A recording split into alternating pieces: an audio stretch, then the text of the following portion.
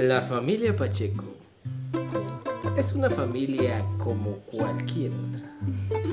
Niños, sonríen a la cámara.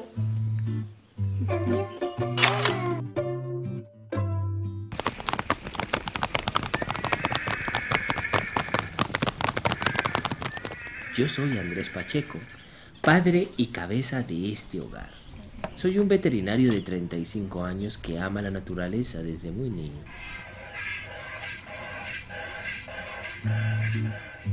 A diferencia de mi esposa Caterina,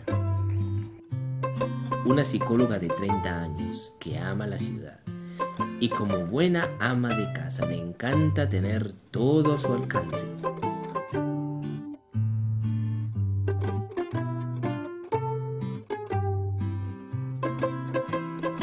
Ya que nuestra hija está pequeña y ocupa todo su tiempo, pues a causa de la contaminación ambiental reinante en la ciudad, sufre de frecuentes ataques de asma.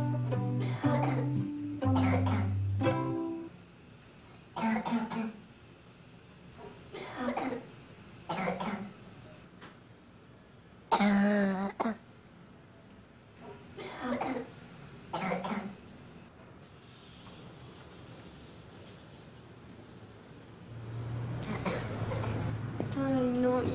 Si seguimos aquí no te vas a mejorar. No te preocupes por mi mamá, yo ya estoy mejor. No en la ciudad, mi amor. Este ambiente no te favorece. Mamá, es mejor que juguemos. Está bien. ¿Quieres jugar? Vamos a jugar. ¡Roar! Yo te voy a atrapar a ti. Ay, no, ese tigre me puede comer. ¡Roar! ¡Roar! ¡Roar! Yo te voy a dar un beso.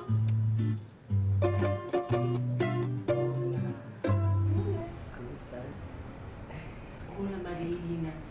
Mira lo que papi te compró.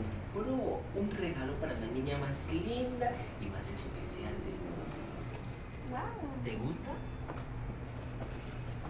Papá, te extraño. Yo también los extraño mucho las dos, pero es que papá tiene que trabajar toda la semana en la finca, porque es un patrimonio de los abuelos. Y el abuelo nos dijo a nosotros, me cuidan la finca, porque si no se las quito.